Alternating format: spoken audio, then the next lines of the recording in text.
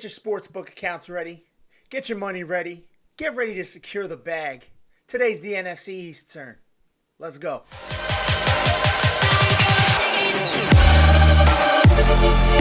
Ladies and gentlemen, welcome to another episode of Against the Spread. I am your host, Bobby Newman, and today we're digging deep into the NFC East. Wins, losses, over, under.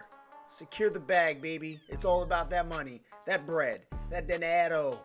You get it. Kicking it off, we have the Dallas Cowboys at an over-under of 9.5, 9.5.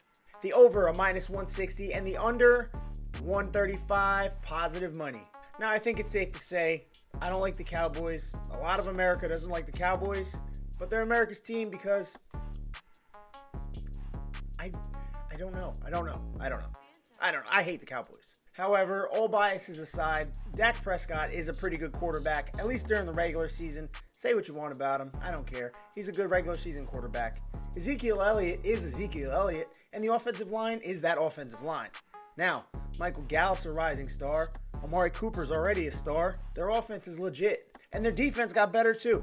Now, losing Gerald McCoy, a veteran presence in the locker room, could hurt, but you still have a guy like Sean Lee who is a known presence in the locker room. He is a leader, a veteran. If he can stay healthy, he'd be a complete player in the league. Unfortunately, injuries have derailed him, but he's still that leader that the Cowboys need. Without going too deep, because I will get personal, it is bias, I'm going to go with the over. I would hammer the over.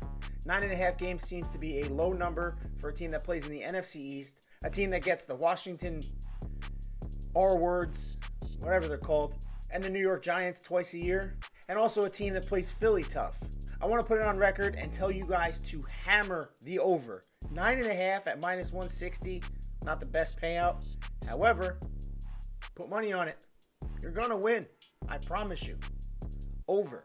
Next up, we have the New York Football Giants at an over-under of just 6 games. Now, it's minus money across the board, the over being minus 115 and the under being minus 105. If you lean towards the under, it's a higher payout. If you lean towards the over, it's a lower payout. If you hit. I usually like to take my over-unders with the half-game difference, meaning 6.5, 7.5, the 0.5. This one does not have that 0.5. Makes it a little bit trickier to decide which way you want to go. That's how Vegas and sportsbooks get you. Trust me, I've been got before by the half-point difference. Do I think the New York Giants are a 6-win team? I don't know. It all depends on how Daniel Jones plays and if he stays healthy. And also if he can tuck the ball away and not fumble as much as he did. Turnovers are a big key in football, and I'm not so sure that he is able to reach the over of 6. I don't think he's going to hit the under.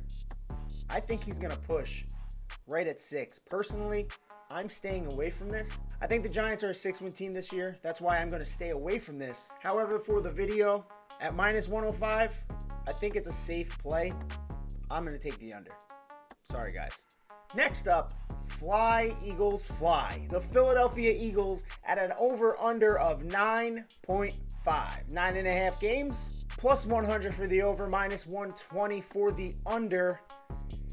This is another tricky one. Just like the Giants, it all depends on their quarterback status. Now, I don't think Carson Wentz is a turnover machine. I'm not saying that Daniel Jones was a turnover machine, but you get it. Carson Wentz, his number one problem, as we all know, is his health. The left tackle spot already took a hit. You have to move an older gentleman, Jason Peters, very good player, but like I said, he's getting a little bit older. I don't know if he can still play the left tackle position.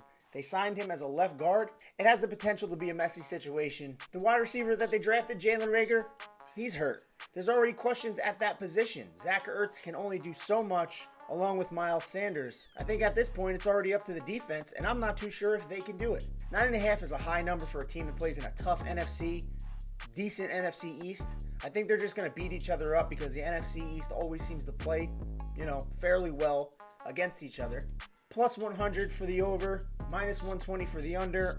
Sorry, Eagles. I think you're a 9-7 team, so I'm going to take the under. I'm not going to say hammer the under, but if I had to bet, which personally I'm going to stay away from this one, I would take the under. And finally, easily the messiest team in all of football, maybe all of sports at this moment, maybe ever. The Washington football team, formerly known as the Washington R words, Redskins. No offense. Sitting at an over-under of just 5 games. The over seems to be the popular bet at minus 120, while the under is plus 100. Put 100 down, win 100. Now, it's not too far off.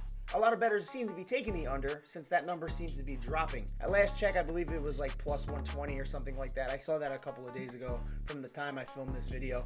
It definitely has dropped a little bit or gone up, depending on how you look at it. I look at the payout, so when I say dropped, it means it's going towards the minus side. From the top down, Dan Snyder, the owner, having all types of allegations pressed against him, to the head coach, Ron Rivera, being diagnosed with lymphoma, a form of cancer, to the uncertainty of Dwayne Haskins even starting. It gives you one positive. Alex Smith will be making his return, thankfully, from a broken leg. There was a documentary called Project 11 on ESPN following Alex Smith's journey back to recovery and on the field. And the reason why I say the uncertainty of Dwayne Haskins starting is Alex Smith.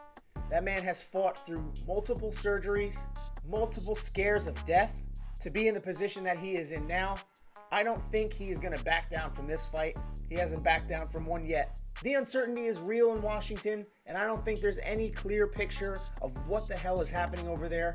Darius Geis was cut after rape allegations. It's just a complete mess. I am going to take plus 100. I am going to take the under. I do not see them winning more than 4 games. I just don't feel as if that team is ready to take a step. I think they're in rebuild mode. If you even want to call that rebuild mode, I think it's crumble mode. But you get the point. I'm trying to be nice here. It's a family show. And I might have some Washington fans watching. I apologize to you guys, but I'm taking the under, and I might hammer it. And now for Against the Spread's lock of the division, we turn to none other than the Dallas Cowboys. Minus 160. Over-under of 9.5. They are going to hammer the over. Trust me, I throw my money on that. And there you have it, guys. This has been another episode of Against the Spread presented by Hammered Media. Thank you so much for watching. Tune in next time. Don't forget to like, comment, subscribe. Hit that notification bell for every video in the future. Once again, my name is Bobby. I appreciate you guys so much. Thank you for watching.